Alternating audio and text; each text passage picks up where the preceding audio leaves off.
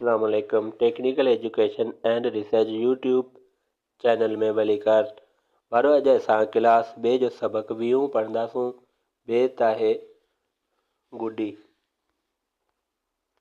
अचोड़े भेण रांदि रिचायूं, नंढड़ी गुडड़ी खे परणायूं।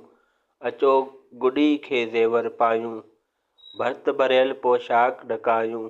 गुलनि फुलनि जी सेज विछायूं, डाज ॾियूं ऐं गौर घुमायूं। गॾिजी गीत ख़ुशी जा गायूं, नंढड़ी गुडड़ी खे परणायूं।